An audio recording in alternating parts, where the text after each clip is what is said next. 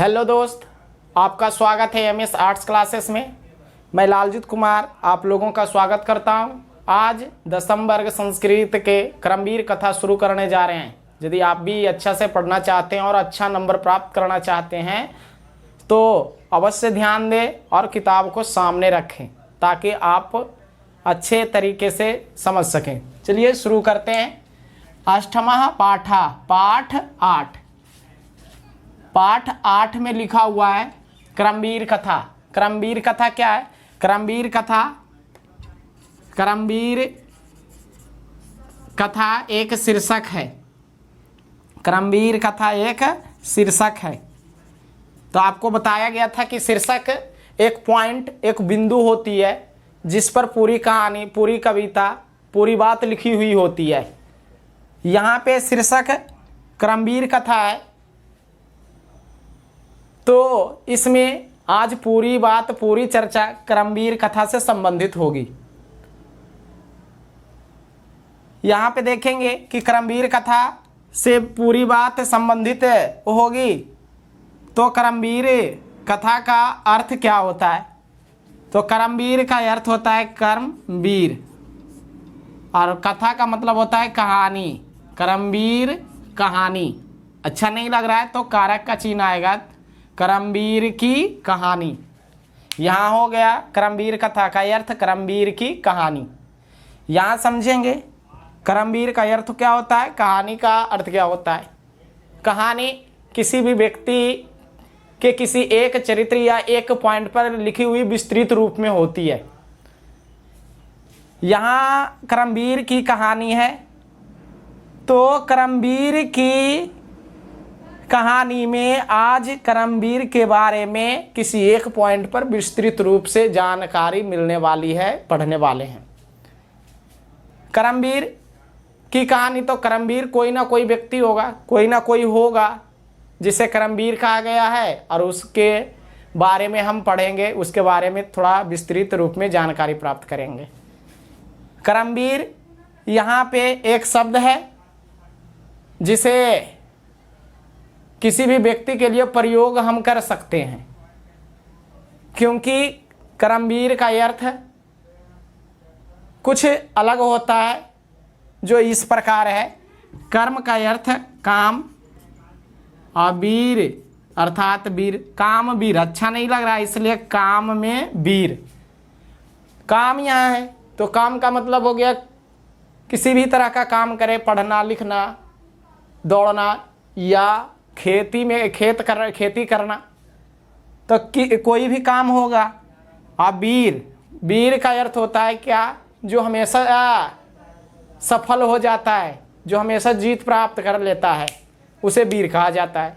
अर्थात युद्ध है या कोई प्रतियोगिता है या लड़ाई झगड़ा होती है, उसमें से इन सारी लड़ाइयों में जो भी शामिल रहता है और अंतिम तक लाख बाधाएं आने के बावजूद भी वह काम को कर लेता है, युद्ध को जीत लेता है, तो उसको वीर कहते हैं। वीर कहते हैं तो जीतने वाले को वीर कहा जाता है, सफल होने वाले को वीर कहा जाता है। तो काम में वीर, काम में वीर। तो यहाँ हो गया क्या कि काम में वीर मतलब काम में सफल होना, काम को जीत लेना।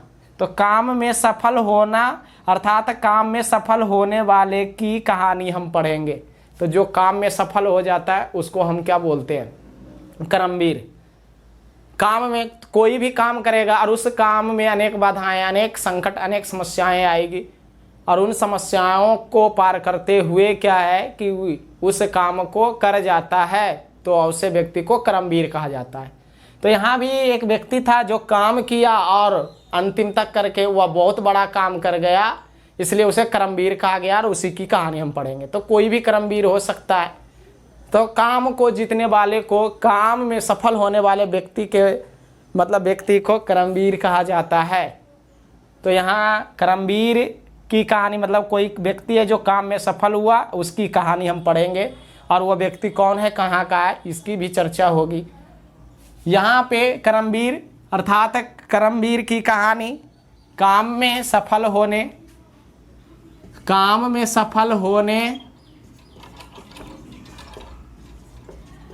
काम में सफल होने वाले की कहानी को हम पढ़ेंगे।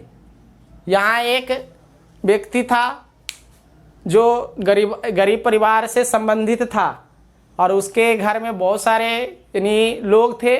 उनमें से एक क्या है कि काम किया और उस काम को अंतिम तक करते रहा और लाख समस्याएं अनेक चुनौतियां आई, फिर भी उस काम को कर गया और बहुत बड़ा पद को प्राप्त कर लिया, इसलिए उसे कर्मवीर कहा गया। उसकी कहानी हम पढ़ेंगे। तो क्या है शीर्षक, यह जो है एक शीर्षक है। तो काम को जीतने वाले, काम में सफल होने वाले की कहानी, तो उसके बारे में कुछ न कुछ जानेंगे। तो इस चैप्टर में होने वाली है सारी बातें। तो क्या होगी ये बात हम सोच सकते हैं, अनुमान लगा सकते हैं। तो यही है कि कोई व्यक्ति होगा और कहीं ना कहीं उसका जन्म हुआ होगा, फिर वह काम कैसे शुरू किया, किस तरह से खुद शुरू किया, कैसे करते करते गया और उसके बाद उसके यानी बीच कौन सी समस्याएं, कौन सी बाधाएं आई जिससे उसे बहुत कष्ट दिक्कत हुआ, फिर भी काम को नहीं छोड़ा और अंतिम तक करके वह प्राप्त कर लिया, उसकी चर्चा है। तो क्या है, यहाँ भी एक काम से संबंधित है और वो काम है शिक्षा। शिक्षा ही एक ऐसा क्षेत्र है, ऐसी क्षेत्र है जिसे अपनाने पर खुशी ही खुशी मिलती है और हर एक चीज़ को हम इसके माध्यम से पा सकते हैं।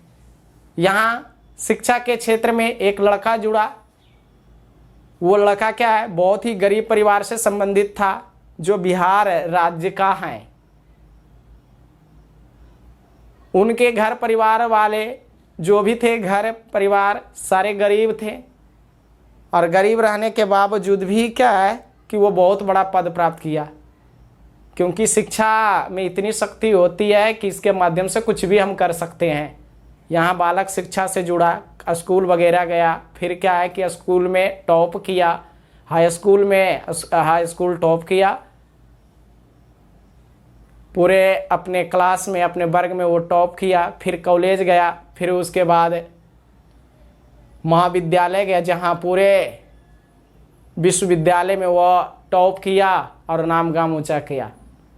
इसके बारे में लिखी हुई ये भी बात है कि वो बहुत गरीब था, यहाँ तक कि उसे अच्छा भोजन नहीं मिल पाता था, अच्छा कपड़े मतलब नहीं मिल पाता, रहने के लिए घर ठीक नहीं था, टूटी फूटी झोपड़ी थी, इतनी कष्ट दुख दर्द था कि कहना मतलब ठीक नहीं लगता है। फिर भी वह शिक्षा के क्षेत्र में जुड़ा और वह बहुत बड़ा पद, IAS का पद प्राप्त कर लिया, इसलिए इसे कर्मवीर कहा गया। उसी की कहानी हम पढ़ने वाले हैं। क्या क्या इस पाठ के माध्यम से होने वाली है ये हम ध्यान कर देंगे। चलिए शुरू करते हैं। लिखा हुआ है, अस्ति बिहार राजस्य दुर्गम प्राये प्रांतरे भिक्खन टोला नाम ग्रामः। लिखा हुआ है, अस्ति बिहार राजस्य दुर्गम प्राये प्रांतरे भिक्खन टोला नाम ग्रामः। पहले अर्थ देखेंगे। अस्ति का अर्थ होता है अस्ति का अर्थ होता है। यहाँ पे लिखा हुआ है अस्ति, अस्ति का अर्थ होता है। बिहार राजस्य, बिहार का बिहार, राजस्य का अर्थ होता है राज्य का, के की अर्थात राज्य के, बिहार राज्य के। दुर्गम, दुर्गम दुर्गम है, प्राय, प्राय मतलब होता है प्रायः, और दुर्गम दुर्गम प्रायः जब भी लगता है वो आगे लगता है, तो प्रायः आगे चला आया तो प्रायः दुर्गम। प्रांतरे, प्रांतरे का मतलब प्रांत में। भिक्खन टोला, भिक्खन टोला, दुर्गम प्रांत में भिक्खन टोला। नाम, नामक, भिक्खन टोला नामक। ग्रामः, गांव हो गया, भिक्खन टोला नामक गांव। अस्ति है बिहार राज्य से, बिहार राज्य के, दुर्गम प्राय प्रांतरे, दुर्गम प्रायः दुर्गम प्रांत में, भिक्खन टोला नाम ग्राम, भिक्खन टोला नामक ग्राम गांव, भिक्खन टोला नामक ग्राम अर्थात है बिहार राज्य के प्रायः दुर्गम प्रांत में भिक्खन टोला नामक गांव। यहाँ देखेंगे है सहायक क्रिया है, आपको पता होना चाहिए कि सहायक क्रिया और क्रिया हमेशा पीछे होती है। तो ये आपका जो है ये पीछे चला जाएगा तो गांव के पास आ जाएगा। क्या हो जाएगा? बिहार राज्य के प्रायः दुर्गम प्रांत में भिक्खन टोला नामक गांव है। हो गया अर्थ। बिहार राज्य के प्रायः दुर्गम प्रांत में भिक्खन टोला नामक गांव है। कह रहा है कि यहाँ पर हमें एक व्यक्ति की कहानी जो करमवीर है उसकी कहानी हम पढ़ने वाले हैं। कोई भी व्यक्ति होता है तो उसका जन्म कहीं ना कहीं होता है, उसका गांव का नाम होता है, तो वो जानेंगे। उसके बाद वहाँ की स्थिति, उसके माता पिता क्या, ये सारी बात जानते। तो यहाँ भी करमवीर की उसी तरह की बात है कि बिहार राज्य के दुर्गम प्रांत में भिक्खन टोला नामक गांव है। बिहार हम सबों का राज्य है। इस बिहार राज्य में कई जिले हैं, कई प्रखंड हैं। उन प्रखंडों में एक दुर्गम प्रखंड है। यहाँ प्रांत है, प्रांत का अर्थ होता है प्रखंड या अंचल। कराए तो यहाँ दुर्गम प्रखंड है, दुर्गम अंचल है। उस दुर्गम प्रखंड में एक गांव है भिक्खन टोला नाम का। भिक्खन टोला नाम का एक गांव है जहाँ करमवीर का जन्म हुआ। अर्थात बिहार राज्य, इस बिहार राज्य में कई प्रखंड है और उन प्रखंडों में एक गांव है जिसका नाम है भिक्खन टोला। उस भिक्खन टोला में करमवीर का जन्म हुआ, जिसकी कहानी हम पढ़ने वाले हैं। तो ये छोटा सा आपका सवाल हो जाएगा, बिहार राज्य के दुर्गम प्रांत में कौन सा गांव है जो करमवीर से संबंधित है? भिक्खन टोला। आगे देखते हैं तो और अच्छे से समझ में आ जाएगा। निवसंति अस्म तत्र अति निर्धना शिक्षा विहीना क्लिष्ट जीवना जनः। यहाँ पे देखेंगे निवसंति, निवसंति का अर्थ होता है निवास करते हैं। अस्म का अर्थ होता है था, तो जब अस्म रहता है तो है खत्म हो जाता है, तो निवास करते थे। तत्र अति निर्धना, ये जो शब्द बना हुआ है तत्र से बना हुआ है। अति निर्धना, अति निर्धना, तो तत्र का मतलब वहाँ निवास करते थे। वहाँ अति बहुत, निर्धना गरीब, बहुत गरीब, वहाँ बहुत गरीब। शिक्षा विहीना अशिक्षित, अशिक्षित। क्लिष्ट जीवना कठिनाई से जीवन जीने वाले, क्लिष्ट जीवना कठिनाई से जीवन जीने वाले। जनः लोग, अर्थात निवास करते थे वहाँ बहुत गरीब, अशिक्षित, कठिनाई से जीवन जीने वाले लोग। यहाँ देखेंगे निवास करते थे क्रिया है, यह सेंटेंस के अंतिम में चला आएगा, तो यहाँ हो जाएगा कि वहाँ बहुत गरीब, अशिक्षित, कठिनाई से जीवन जीने वाले लोग निवास करते थे। वहाँ बहुत गरीब, अशिक्षित और कठिनाई से जीवन जीने वाले लोग निवास करते थे। आपने देखा कि दुर्गम प्रांत जो है, उस प्रांत में भिक्खन टोला नामक एक गांव है जहां करमवीर का जन्म हुआ। वहां अर्थात उस भिक्खन टोला गांव में बहुत गरीब लोग निवास करते थे। उस गांव में बहुत गरीब लोग रहा करते थे। यहां हम देखेंगे गरीब कौन है, गरीब किसे कहेंगे? तो गरीब वैसे व्यक्ति को कहा जाता है जो बहुत मेहनत करता है, ज़्यादा टाइम तक मेहनत करता है, लेकिन उसकी मजदूरी कम होता है, उसकी आय बहुत कम होता है, जिससे वह परिवार का भरण पोषण में ही खत्म कर देता है, भरण पोषण में ही खत्म हो जाता है और खत्म हो जाता है, और जिससे खत्म हो जाता है, जिससे अच्छा घर बना नहीं पाता है, अच्छे कपड़े पहन नहीं पाता है और अपने बच्चे को पढ़ा नहीं पाता है। ऐसे लोगों को गरीब बोलते हैं। जैसे में से आप अपने गांव में देखें दलित टोला, महादलित टोला में तो बेटा बेटी जैसे तैसे रहता है, कपड़े अच्छा से नहीं रहता, पूरा शरीर नहीं ढका हुआ रहता है, घर द्वार यानी बढ़िया नहीं बना हुआ रहता है, तो वही लोग गरीब लोग हैं। और बहुत गरीब मतलब और भी यानी खाने पीने के लिए नहीं उसको मिल पाता है ठीक से, तो वैसे लोग ही उस भिखन टोला गांव में निवास किया करते थे।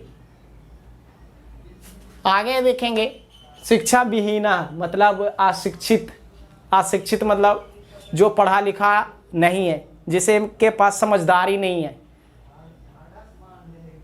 कहाँ किस तरह से बोले, किस तरह से क्या लिखे नहीं लिखें, ये सारी जानकारी उसके पास नहीं है, जिसके चलते और भी कुछ अच्छा नहीं कर पाता। तो वो अशिक्षित अनपढ़ लोग वहाँ रहा करता था। तो सोच लीजिए कि अनपढ़ लोग रहा करता था इस भिखन टोला में, जहाँ करमवीर का जन्म हुआ। क्लिष्ट जीवना अर्थात कठिनाई से जीवन जीने वाले लोग। कठिनाई से जीवन जीने वाले लोग का मतलब क्या है? कठिनाई से जीवन जीने का मतलब क्या हुआ कि व्यक्ति यदि कोई है और वो व्यक्ति क्या है, आज मेहनत करता है, कमाता है, तो उसकी जो मजदूरी मिलती है उस मजदूरी से आज और कल का यानी भोजन नसीब हो पाता है। आज काम किया तो आज और कल खाया, कल काम किया तो परसों खाया, और चौथा रोज काम किया तो पांचवा रोज खाया। और यदि अगले दिन काम नहीं मिला तो अगले दिन का भोजन भी नहीं मिल पाता, जिसके चलते वो हमेशा काम में ही लगा हुआ रहता, हमेशा काम के यानी काम के तलाश में ही रहा करता, और बेचारा वो परेशान रहता। और उसे लोगों को बोलते हैं कठिनाई से जीवन जीने वाले। तो इसी कठिनाई से जीवन जीने वाले लोग इस गांव में, भिखन टोला गांव में निवास करते थे, जो क्या है यानी करमवीर का जन्म हुआ उसी गांव में। अब यहाँ देखेंगे तो देखिए गरीब यानी गरीब लोग रहता था, शिक्षित और कठिनाई से गांव में इस करमवीर का जन्म हुआ। तो इसके भी माता पिता गरीब होंगे, अशिक्षित होंगे, कठिनाई से जीवन जीने। लेकिन सोच लीजिए कि इतना करने के बाद भी वह आईएएस बन जाता है, आईएएस यानी बन जाता है, आईएएस ऑफिसर बन जाता है। तो सोचिए, तो करमवीर है तब ना, काम किया और काम को जीत लिया, तो ये करमवीर कहला गया। आगे देखते हैं, यहाँ से सवाल आएगा, बिहार राज्य के दुर्गम प्रांत में कौन सा गांव है भिखन टोला? और कहेंगे कि यानी कौन सा गांव में बहुत गरीब लोग निवास करते थे? तो भिखन टोला गांव में। अशिक्षित और कठिनाई से जीवन जीने वाले कहाँ निवास करते थे? भिखन टोला गांव में। तेसु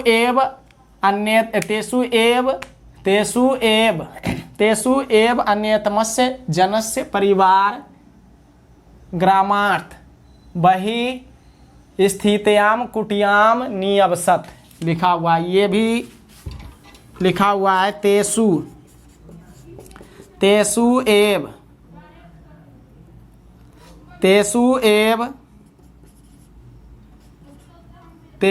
एव अन्य एतमस्य। तेसु का मतलब होता है उनमें, एव का मतलब ही, तो उनमें ही, अन्यतमस्य एक का, यानी अन्यतमस्य का अर्थ होता है एक का, तो उनमें ही एक का, जनस्य जन का। तो यानी का ये वाला जब दो का रहता है या कारक का चिन्ह लगातार दो रहता है तो एक हट जाता है, तो यहाँ आगे वाला हटता है। तो अर्थ इसका तो हो गया क्या कि उनमें ही एक जन, उनमें ही एक का जन का, तो यानी का ये यहाँ से हट जाएगा, तो उनमें ही एक जन का परिवार ग्रामात गांव से, बहि स्थितायाम, बहि मतलब बाहर, स्थितायाम स्थित में, स्थितायाम मतलब स्थित में, कुटियाम कुटिया में, तो मैं यहाँ हट जाएगा आगे वाला, स्थित कुटिया में नियवसत निवास करते थे, बाहर स्थित कुटिया में निवास करते थे। इसका अर्थ हो गया कि उनमें ही एक जन का परिवार गांव से बाहर स्थित कुटिया में निवास करता था। कह रहा है गरीब अशिक्षित लोग, कठिनाई से जीवन जीने वाले लोग निवास करते थे, उन्हीं में से एक जन का परिवार गांव से बाहर स्थित कुटिया में निवास करता है। कह रहा है कि जितने लोग भिखन टोला में निवास करते थे उन लोगों में से एक जन, एक व्यक्ति का परिवार उस गांव से बाहर, मतलब उस गांव से कुछ दूरी पर, उस गांव से कुछ हटकर रहता था, और वह कुटिया बनाकर रहता था। कुटिया बनाकर लोग रहता था वहाँ पे, यानी भिखमटोला के कुछ दूरी पर जाकर कुटिया बनाकर निवास करता था।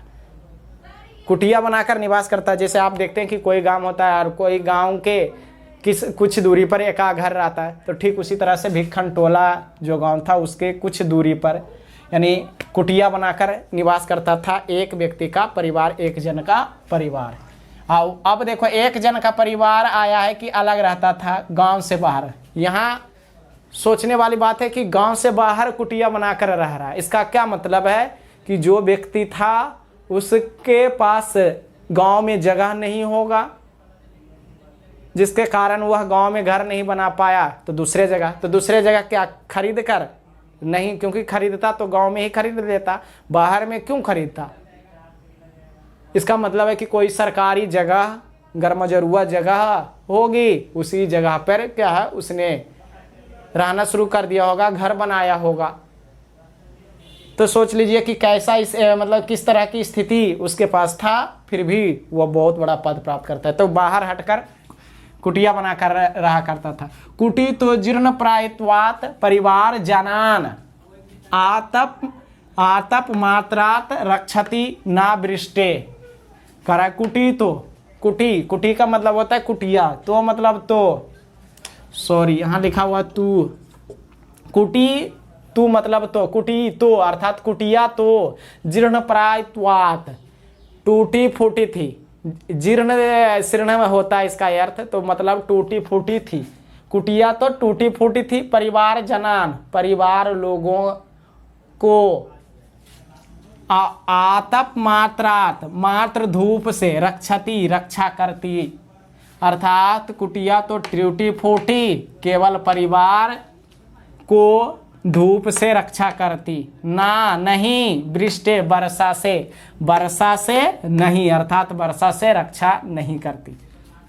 इसका अर्थ हो गया कुटिया तो टूटी फूटी थी, परिवार को मात्र धूप से रक्षा करती, वर्षा से नहीं करती।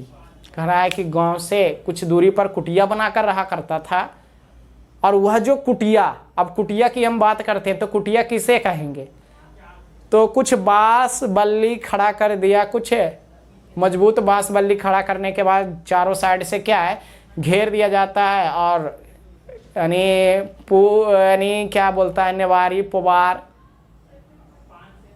ये सारे से ऊपर से क्या ढक देते हैं, तो वो से बने हुए जो घर होते हैं उसको कुटिया बोलते हैं।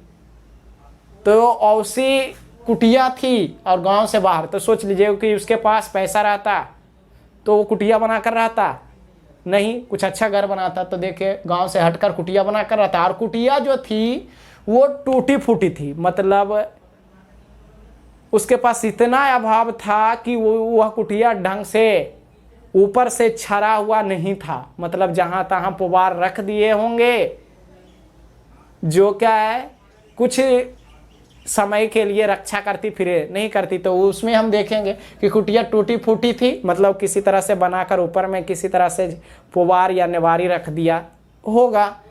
और वह जो कुटिया थी कह रहा है धूप से रक्षा करती, मतलब धूप से बचाती, तो मतलब जैसे तैसे रख दिया और धूप आता तो क्या है कि नीचे छां मिल जाता। लेकिन जब बारिश हो जाती, वर्षा होती, तो बारिश से बचाती थी नहीं, मतलब पानी बारिश का सब कुटिया के अंदर चला जाता। सोचिए कैसे रहा करता होगा उस कुटिया में रहने वाले लोग और उस कुटिया को बनाने वाले।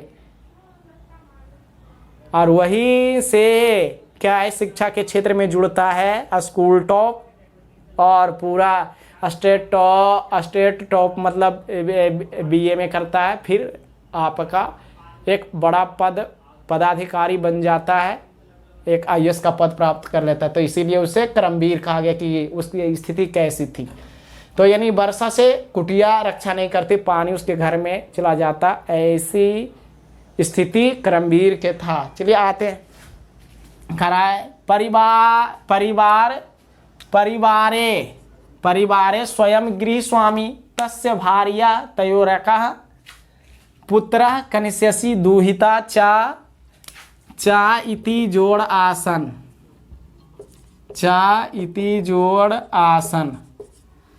कह रहा परिवारे, परिवारे का अर्थ हो गया परिवार में, स्वयं, स्वयं, गृह स्वामी, घर का मालिक, परिवार में स्वयं घर का मालिक, तस्य उसका, भार्या पत्नी, उसकी पत्नी, तयोरकः बड़ा, पुत्र पुत्र, कनिष्यसि छोटी, दुहिता पुत्री, चा इति आसनि, चा मतलब और जिस शब्द के यानी करा और जो रहता है कि जिस शब्द के बाद रहता है उसके आगे, तो छोटी पुत्री यहाँ तो उसके आगे और छोटी पुत्री, इति ऐसा, आसन मतलब थे या थी, तो यानी छोटी पुत्री थी, इसका अर्थ हो गया परिवार में स्वयं घर का मालिक, उसकी पत्नी, बड़ा पुत्र और छोटी पुत्री थी। कह रहे कुटिया में रहने वाले लोग कौन मतलब कितने थे ये हम देखेंगे। कुटिया टूटी फूटी थी, गांव से बाहर स्थित कुटिया थी। उस कुटिया में रहने वाले लोग जो थे, कह रहा है एगो थे, तो उस कुटिया का मालिक उस घर का मालिक था, मतलब उस जो था एक बड़ा आदमी थे और उसकी पत्नी थी, मतलब एक पत्नी थी और उसका बड़ा पुत्र था और एगो क्या छोटी पुत्री थी। इस तरह से कुटिया में 4 लोग रहा करते। अब सोचने वाली बात है कि कुटिया बनाकर रहने वाला है जो गृह स्वामी, मतलब उस कुटिया का मालिक घर का मालिक था और उसकी पत्नी थी, तो ये पति पत्नी थी नहीं हो गए, और उसका बड़ा पुत्र, यहाँ पर देखो पुत्र, यही पुत्र जो क्या है कर्मवीर बना और यही कुछ यानी पुत्र बहुत बड़ा काम किया अपने लिए, अपने समाज के उत्थान के लिए। और कनिष्यसी यानी छोटी पुत्री थी। इस तरह से उस कुटिया में 4 सदस्य थे, मतलब कुटिया टूटी फूटी थी और उस कुटिया में उसके पिताजी जो घर का मालिक था और उसकी पत्नी थी और यानी वो पुत्र बड़ा था जो कर्मवीर बना और उसकी यानी बहन जो यानी एक छोटी सी थी। इस तरह से उस परिवार में उस कुटिया में रहने वाले 4 लोग थे। यहाँ से सवाल आएगा कि कुटिया में कितने लोग निवास करते थे, तो 4। यहाँ से एक बार सवाल देख लेते हैं। दुर्गम प्रांत में कौन सा गांव? भिक्खन टोला। कहाँ बहुत गरीब, अशिक्षित और कठिनाई से जीवन जीने वाले लोग रहते थे? भिक्खन टोला। कह रहा है भिक्खन टोला में एक जन का परिवार गांव से बाहर क्या बनाकर रहता था? कुटिया। कुटिया कैसी थी? तो टूटी फूटी। कुटिया में कितने लोग रहते थे? 4। आगे हम देखेंगे तो इस तरह से उसकी स्थिति देखिए कि टूटी फूटी थी, उसका घर परिवार, उसके पारिवारिक स्थिति को देख लिए कि किस तरह का वे थे, मतलब वह था, और वही देखिए कि किस तरह से कुछ बड़ा करता है, कि किस तरह से वह बड़ा करता है। तो तस्मात् ग्रामात् क्रोश मात्र दूरम प्राथमिको विद्यालय प्रशासनेन संस्थापितः। तस्मात् का अर्थ होता है उससे, ग्रामात् का अर्थ होता है गांव से, तो उस गांव से, क्रोश मात्र दूरम, मात्र कोस भर दूरी पर अर्थात 1 कोस की दूरी पर, प्राथमिक विद्यालय प्राथमिक विद्यालय प्रशासनेन प्रशासन द्वारा स्थापित की गई, प्रशासन द्वारा स्थापित की गई। उस गांव से 1 कोस की दूरी पर प्राथमिक विद्यालय प्रशासन द्वारा स्थापित की गई, अर्थात उस गांव से मात्र 1 कोस की दूरी पर प्राथमिक विद्यालय स्थापित की गई। कह रहा है भिक्खन टोला गाँव है, वहाँ पढ़े लिखे लोग नहीं रहता, कठिनाई से जीवन जीने गरीब लोग रहा करते थे। उसी में से एक कुटिया बनाकर रहा करता था और उसमें से ही बड़ा कार्य किया जो कर्मवीर कहलाया। कैसे इस तरह से बड़ा किया उसको हम देखेंगे। कह रहा भिक्खन यानी उस गांव से, मतलब जो गांव था भिक्खन टोला गांव था, अर्थात भिक्खन टोला गांव से मात्र 1 कोस की दूरी पर, मतलब भिक्खन टोला जो गांव था उस गांव के 1 कोस की दूरी पर एक विद्यालय बनाया गया और वह विद्यालय प्राथमिक विद्यालय था। और यह विद्यालय प्रशासन अर्थात सरकार द्वारा बनाया गया, अर्थात सरकार द्वारा स्थापित की गई, अर्थात भिक्खन टोला गांव से 1 कोस की दूरी पर प्राथमिक विद्यालय सरकार द्वारा स्थापित की गई। तो यहाँ से 1 कोस, अब देखिए कि ये प्राथमिक विद्यालय है, इसका मतलब कि शिक्षा के क्षेत्र में जुड़ा और सबसे पहले यहीं आया होगा तब ने प्राथमिक विद्यालय दिया। और उसके बाद क्या है कि यहीं से वो उसकी शुरुआत हुई जो शिक्षा में बहुत ही बड़ा कर गया। आगे हम देखेंगे तत्रैको नवीन दृष्टि संपन्न सामाजिक समरस्य रसिका शिक्षक समागतः। तत्रैको का अर्थ होता है वहाँ एक, ये टूटेगा तत्र जोड़ एको। तत्र का मतलब होता है वहाँ, एको का अर्थ होता है एक, वहाँ एक नवीन दृष्टि संपन्न, नवीन मतलब नए, दृष्टि विचार, संपन्न संपन्न, नए विचार से संपन्न, वहाँ एक नए विचार से संपन्न परिपूर्ण सामाजिक समारस्य रसिका समाज सुधारक शिक्षक समागता आए, अर्थात वहाँ एक नवीन दृष्टि से संपन्न समाज सुधारक शिक्षक आए। भिक्खन टोला के एक कोस की दूरी पर प्राथमिक विद्यालय स्थापित की गई, वहाँ अर्थात उस विद्यालय में नवीन दृष्टि से संपन्न समाज को सुधारने वाले एक शिक्षक आए। करा एक शिक्षक आए जो कैसा थे, तो नवीन दृष्टि से संपन्न। नवीन दृष्टि का मतलब हुआ नए विचार वाले, नए सोच वाले एक शिक्षक आए। नए सोच वाले कहने का मतलब क्या है कि जिस विद्यालय में हम जा रहे हैं उस विद्यालय में सही तरीके से पढ़ाएंगे और वहाँ का नियम व्यवस्था बहुत ही अच्छे तरह से संचालित करवाएंगे, और जो पढ़ने वाला नहीं है, जो नहीं पढ़ता है, जो इधर उधर घूमते रहता है, उन सारे बच्चे को भी ला कर हम पढ़ाएंगे। तो ये नए सोच वाले हो गए। तो ऐसा शिक्षक आए थे प्राथमिक विद्यालय में, जो विद्यालय भिक्खन टोला के कुछ की दूरी पर था।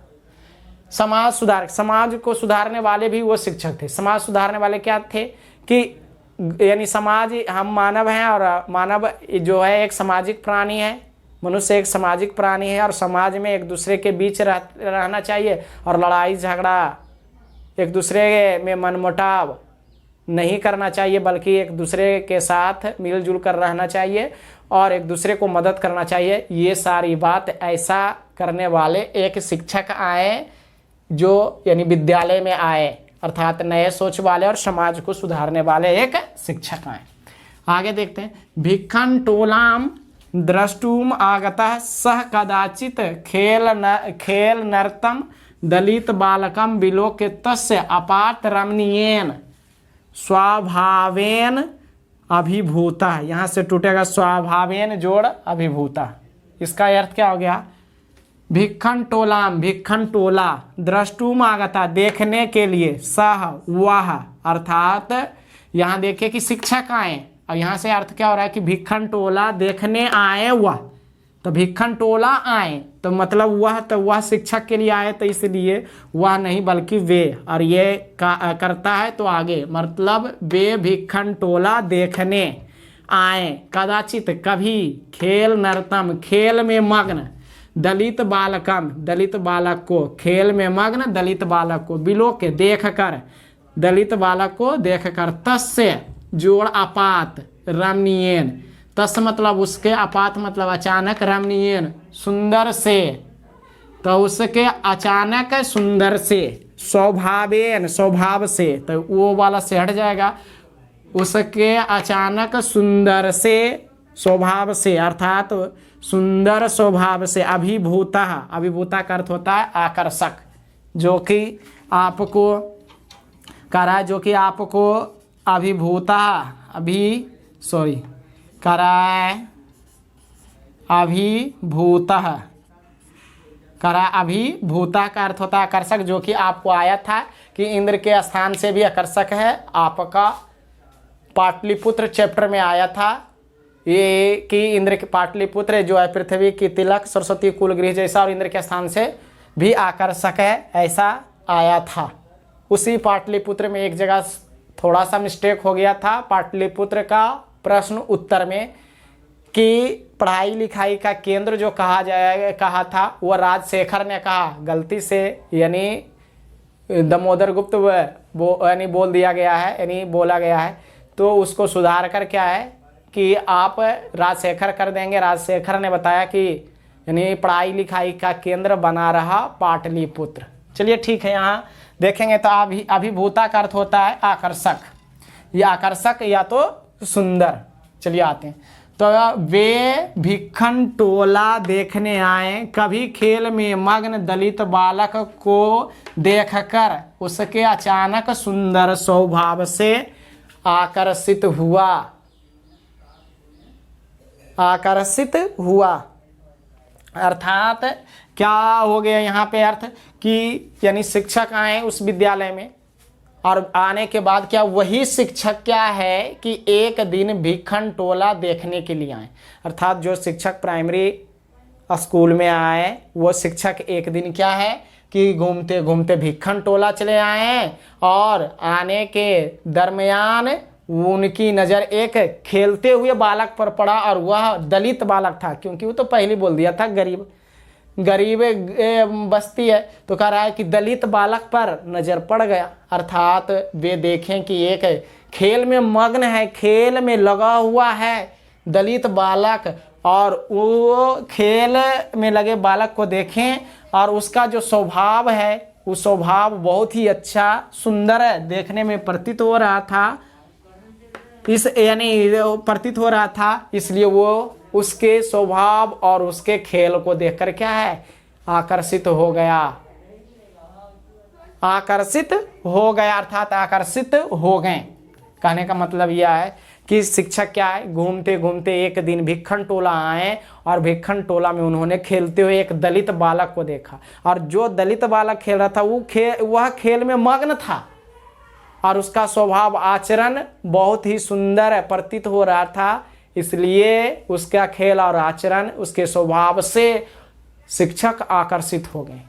कह रहे हैं कि खेल से आकर्षित हो गए, स्वभाव से, तो स्वभाव का मतलब उसका यानी वहाँ जो लड़का था उसका वहाँ का विचार कुछ अच्छा होगा, यानी लोगों से कुछ अच्छा होगा, इसलिए आकर्षित हो गए। और खेल में मग्न है, खेल में मग्न कहने का मतलब क्या है कि जो वो खेल खेल रहा होगा उसका ध्यान, उसका मन, सारा तन मन जो होगा उस खेल पर ही लगा हुआ होगा, जिससे लगा टीचर को कि लड़का खेल खेल रहा है, तो इस खेल पर ही उसका ध्यान और मतलब दिमाग है। तो यदि हम पढ़ाई के क्षेत्र में ले जाएंगे तो इसका सारा दिमाग फोकस पढ़ाई पर आ जाएगा, जिससे यह लड़का कुछ अच्छा करेगा, ऐसा उन्होंने सोचा होगा, और यही बात सोच कर क्या वे आकर्षित हो गए।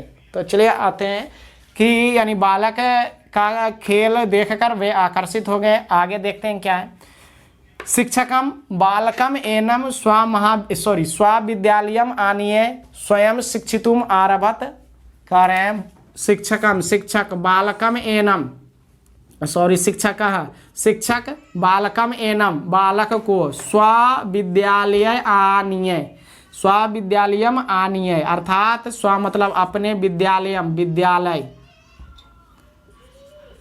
विद्यालय आनीय लाकर, शिक्षक बालक को अपना विद्यालय लाकर स्वयं शिक्षितुम आरभत, शिक्षा देना आरंभ किए। अर्थात शिक्षक बालक को अपना विद्यालय लाकर स्वयं शिक्षा देना शुरू किए। अर्थात क्या किए, जब इस तरह से देखें कि बालक का जो ध्यान है केवल खेल पर ही है, इसलिए वो आकर्षित हो गए, और उसके बाद क्या किए शिक्षक कि उस बालक को, उस दलित बालक को अपना विद्यालय लेकर आए, और अपना विद्यालय लाकर शिक्षक स्वयं उस बालक को पढ़ाना शुरू कर दिए।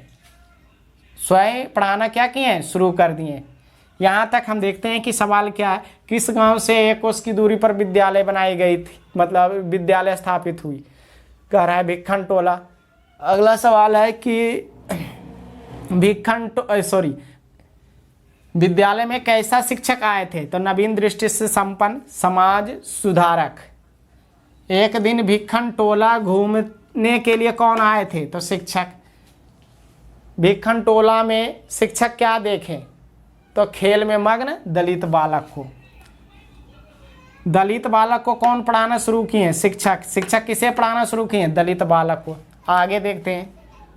बालको यपि तस्य शिक्षण कह रहा है तस्य शिक्षण शैलिया आकृष्टा शिक्षा कर्म जीवनस्य परमा गति रीति मान्यमानो निरंतरम अध्याय वासायन विद्या अधिगमाय निरतो आभवत यानी आभवत। यहाँ देखेंगे बालको अपि, ये टूटेगा बालकः जोड़ अपि, पाँच है, पाँच जो दिख रहा है वो विसर्ग में टूटता है और आ निकलता है। तो बालका अपि, बालका मतलब बालक और अपि मतलब भी, बालक भी अर्थात बालक भी। तस्य उनके शिक्षण शैलिया आकृष्टा शिक्षण शैली से आकर्षित होकर, बालक भी उनके शिक्षण शैली से आकर्षित होकर शिक्षा कर्म को जीवन से जीवन का परमा श्रेष्ठ, शिक्षा कर्म को जीवन का श्रेष्ठ गति यानी रीति लक्ष्य मान्य मानो मानकर, यानी शिक्षा कर्म को जीवन का श्रेष्ठ लक्ष्य मानकर निरंतरम हमेशा अध्यावसायन अपनी मेहनत से, हमेशा अपनी मेहनत से विद्या अधिगमाय विद्या प्राप्ति के लिए निरता अभवत तत्पर्य हो गया, मतलब विद्या प्राप्ति के लिए तत्पर्य हो गया। अर्थ यहाँ से क्या हो गया कि बालक भी उनके शिक्षण शैली से आकर्षित होकर या आकर्षित हो गया या आकर्षित होकर शिक्षा कर्म को जीवन का श्रेष्ठ लक्ष्य मानकर हमेशा अपनी मेहनत से लगातार अपनी मेहनत से विद्या प्राप्ति के लिए तत्पर्य हो गया। करें शिक्षक बालक को लाएं और पढ़ाना शुरू कर दिए।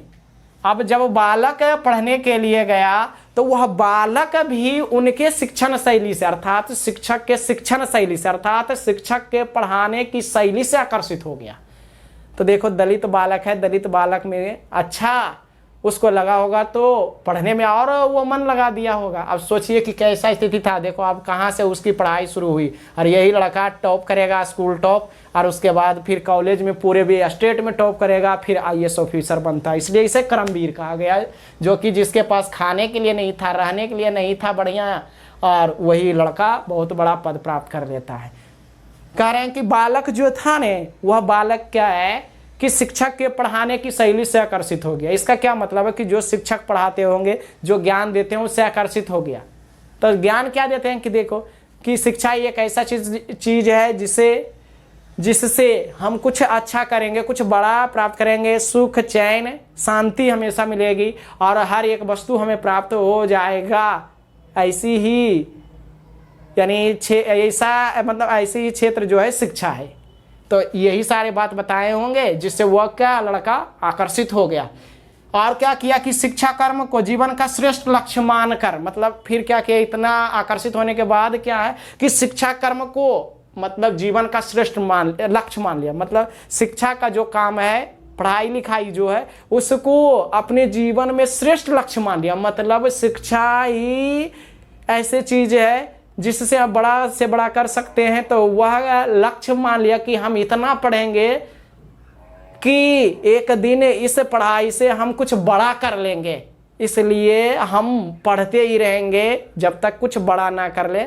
ऐसा वह लक्ष्य मान लिया और हमेशा वह मेहनत करना शुरू कर दिया। विद्या प्राप्ति के लिए तत्पर्य हो गया, लग गया, यानी लगा हुआ, यानी लग गया।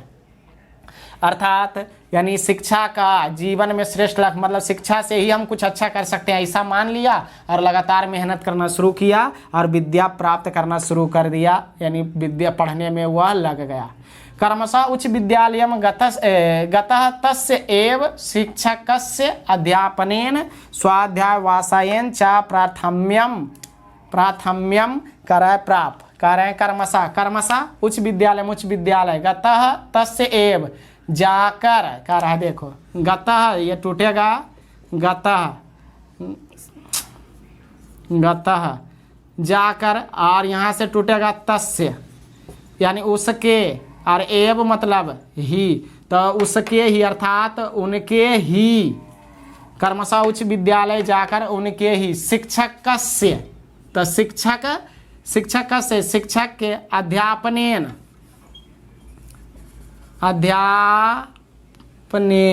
अध्यापनेन मतलब अध्यापन से, तो उनके ही यानी अर्थात उनके ही शिक्षक के अध्यापन से, स्वाध्याय वासायन अपनी मेहनत से, क्या मतलब और, ये आगे आ जाएगा, और अपनी मेहनत से, प्रथम्यम प्रथम प्राप्त किया, अर्थात कर्मशः उच्च विद्यालय जाकर उनके ही शिक्षक के अध्यापन से और अपनी मेहनत से प्रथम स्थान प्राप्त किया। कहा कि बालक पढ़ना शुरू कर दिया और कर्मशः उच्च विद्यालय गया। उच्च विद्यालय मतलब है कर्मशः मतलब क्या, धीरे धीरे यानी प्रथम द्वितीय तृतीय इस तरह से गया, और उच्च विद्यालय गया मतलब हाई स्कूल गया, 10वां में गया।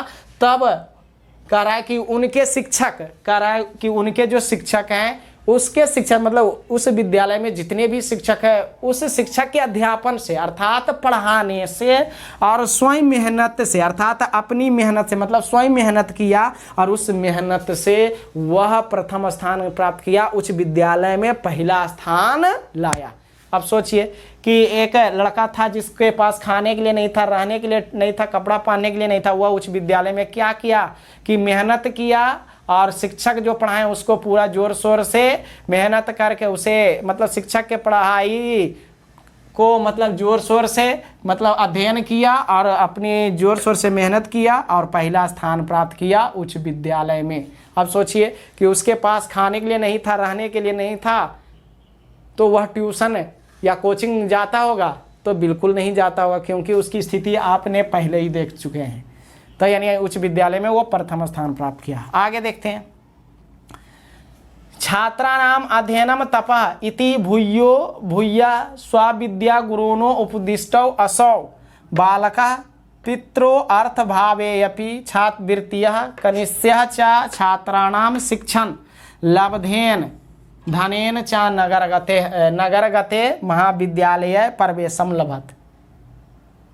ऐसा लिखा हुआ, देखो छात्रा नाम मतलब छात्रों का, अध्ययन तपः तपस्या है, छात्रों का अध्ययन तपस्या, इति ऐसा, भूयो भूया बार बार, छात्रों का अध्ययन तपस्या है ऐसा बार बार, स्व अपने, विद्या गुरुना उपदिष्टौ, यहाँ से टूटेगा उपदिष्टौ अर्थात उपदिष्ट जोड़ असौ,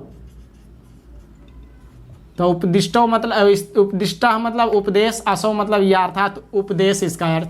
तो अपने गुरु विद्या गुरु के उपदेश से बालक पित्रा अर्थ भावे अपि, पित्रा का अर्थ होता है माता पिता, अर्थ भावे अपि ये टूटेगा, पित्रा जोड़ अर्थ भावे अर्थात अर्थ जोड़ अभावे अपि, करा पित्रा का मतलब कुछ हो गया, माता पिता अर्थ मतलब अर्थ आओ, अभावे अभाव में और अपि मतलब भी, तब माता पिता के अर्थ अभाव में भी, छात्रवृत्तियाँ छात्रवृत्ति से, कनिष्य छात्रा नाम छोटे बच्चे को, शिक्षण लब्धेन शिक्षा देकर, धनेन धन से शिक्षा देकर, धन से क्या मतलब और छोटे बच्चे को शिक्षा देकर धन से, नगर गते नगर जाकर, महाविद्यालय में प्रवेशम लभत प्रवेश पाया, अर्थात छात्रों का अध्ययन तपस्या है ऐसा बार बार अपने विद्या गुरु के उपदेश से बालक माता पिता के अर्थ अभाव में भी छात्रवृत्ति और छोटे बच्चे को शिक्षा देने से अर्थात छोटे बच्चे को पढ़ाने से, धन से अर्थात छोटे बच्चे के पढ़ाने वाले धन से नगर जाकर महाविद्यालय में प्रवेश पाया, अर्थात छात्रों का अध्ययन तपस्या है ऐसा बार बार अपने विद्या गुरु के उपदेश से बालक माता पिता के अर्थ अभाव में छात्रवृत्ति और छोटे छोटे बच्चे को पढ़ाकर धन प्राप्त कर नगर जाकर महाविद्यालय में प्रवेश पाया, अर्थात कह रहा है कि प्रथम स्थान प्राप्त किया हाई स्कूल में, फिर क्या किया कि छात्रों का अध्ययन तपस्या है ऐसा बार बार उसके विद्या के जो गुरु थे उपदेश दिया करते थे, और उसके बाद दलित बालक माता पिता के अर्थाभाव में जाकर महाविद्यालय में नामांकन करवाया। क्या कहा कि जब वह यानी उच्च विद्यालय में प्रथम स्थान प्राप्त किया तब उसके जो विद्या के गुरु थे, अर्थात उसके जो गुरु थे, जो शिक्षक थे, वो शिक्षक उस बालक को कहा करते थे कि छात्रों का अध्ययन तपस्या है। छात्र जो अध्ययन कर रहा है, अर्थात छात्र जो पढ़ाई लिखाई के क्षेत्र में जुड़ा हुआ है, वह एक तपस्या का कार्य कर रहा है। अर्थात छात्र लोग तपस्या कर रहा है, तपस्या कर रहा है। यह बात बालक को बताया, तब जाकर बालक माता पिता के और अर्थ अभाव में, मतलब माता पिता के अर्थार्थ मतलब रुपया पैसा के अभाव में, छात्रवृत्ति से और छोटे बच्चे को पढ़ा करके आए, नगर गया और वहाँ महाविद्यालय में नामांकन करवाया। कहने का मतलब ये है कि उनके गुरु जो है वो चाहते थे कि यह बालक उच्च विद्यालय तक ही ना रह जाए, इसलिए उस बालक को उपदेश दिया करते थे कि छात्रों का अध्ययन तपस्या है। छात्र जो अध्ययन कर रहा है वह एक तप कर रहा है। आप जानते हैं कि तपस्या किसे कहते हैं? तो तपस्या किसे कहते हैं? तो जब कोई आदमी अन्न, भोजन, पानी सब चीज त्याग करके एक जगह जिस स्थिति में हो जाता है, उसी स्थिति में तब तक रहता है जब तक कि उसे प्राप्त ना हो जाए जो चीज वह चाहता है। तो इसीलिए उसको कष्ट कहते हैं तपस्या। तो यही कहा कि छात्र भी यानी तब तक मेहनत करते रहता है जब तक कि वो अपना लाइफ में कुछ अच्छा नहीं कर जाता है। इसलिए पढ़ाई लिखाई हरदम, हर टाइम, जब तक जिंदगी में सफल नहीं हो जाते तब तक करना पड़ता है। इसलिए यह भी एक तपस्या है, और यह तपस्या 1-2 दिन में नहीं, लगातार करने से मिलता है। तो यदि बीच में छोड़ दोगे तो तुम कुछ नहीं कर पाओगे। ऐसा उपदेश की छात्र यानी तपस्या कर रहा है, मतलब यानी कष्ट में लगा हुआ है, और उसके बाद वो कष्ट तब तक करते रहना चाहिए जब तक कि जिंदगी में कुछ बड़ा नहीं कर जाए।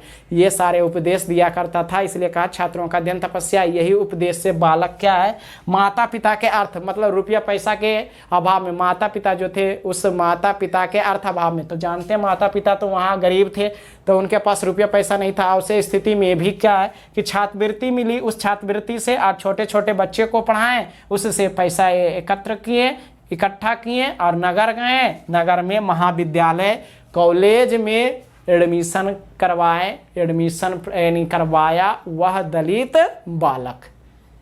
अब वह कहाँ पहुँच गया? शहर, महाविद्यालय में। अब देखते हैं ये शहर में क्या करते हैं। यहाँ से आपका सवाल आएगा कि यानी उच्च विद्यालय में कौन सा स्थान प्राप्त किया? पहला, छात्रों का अध्ययन तपस्या है। बालक को कौन उपदेश देते थे? तो उनके गुरु। और कौन माता पिता के अर्थ अभाव में छात्रवृत्ति प्राप्त करके महाविद्यालय में नामांकन करवाया? तो दलित बालक। तो इस तरह से वह कॉलेज तक पहुंच गया। अब देखते हैं कि आगे क्या होता है। आज का वीडियो यहीं तक। यदि आपको अच्छा लगा तो सब्सक्राइब और लाइक करें, और अगला वीडियो लेकर आते हैं। धन्यवाद।